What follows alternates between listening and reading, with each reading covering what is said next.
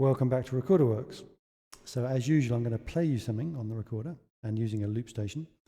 And once I've played it, I'll talk a bit about what I've done.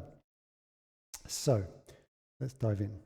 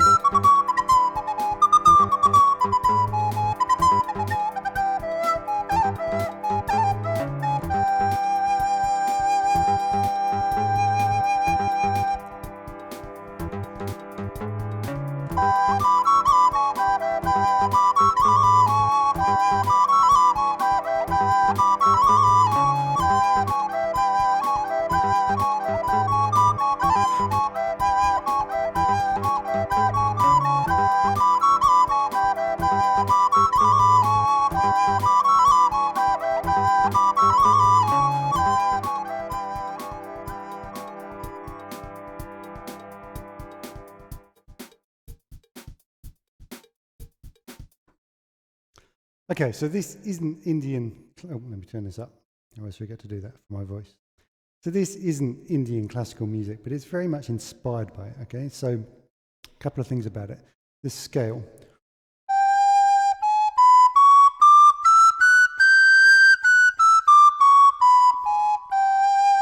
is one of what they call the 10 Thaats, T-H, Thaat, not sure how you spell it, Thaat. And there's 10 of them. They're kind of like parent modes from which different ragas come. And it's a very unusual one because it's got this minor second and a major third and then a sharp fourth and then perfect fifth and then the rest is just like a major scale. I'm not playing the seventh though, so this is actually a hexatonic scale.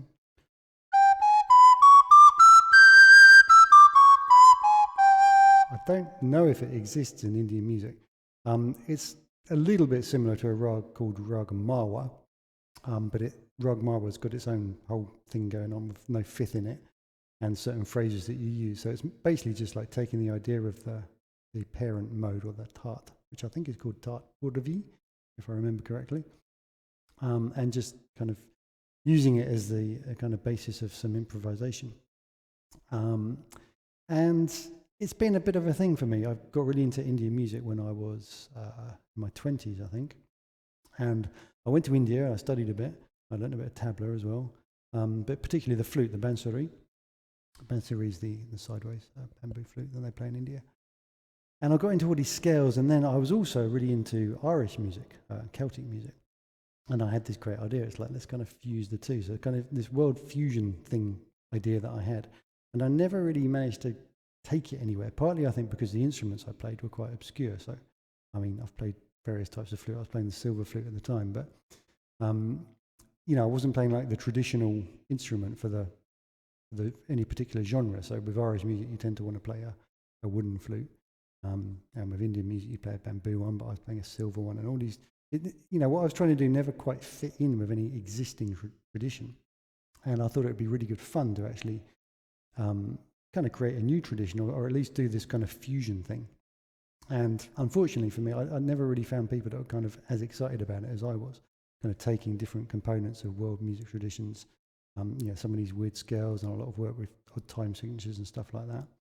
But I've kind of kept the flame going a little bit as best I can, and now in the modern age with these loop stations that you have these days, which you didn't have when I was in my 20s doing this stuff, or maybe you did, but they weren't as cheap and easy to use, I don't think. You know, I can kind of share a little bit of kind of where I was hoping to go with that. So what I've got on my loop station here, I've got a drone that came off a synth, I've got a bass line that came off a synth, and then I've got a couple of recorder parts, and then I'm just kind of playing over the top, and the beat is actually built into the loop station as well. I might as well show it just for the sake of it. One of these RC500 jobbies, yeah, RC505. So yeah, that's it really. Let me just think if there's anything else I want to say. So yeah, the scale was this hexatonic thing.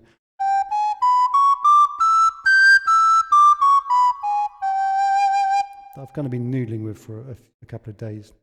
I've not really explored in depth what can be done with it, apart from that tune that I came up with ages ago, when last time I was kind of messing around with the scale. That and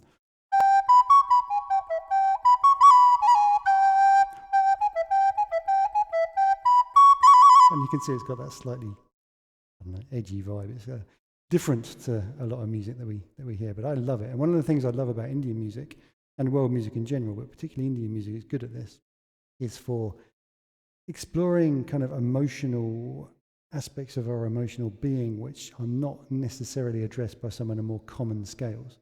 So, you know, major, minor, very pleasant or very emotive or whatever, but this kind of slightly demented vibe that you get here,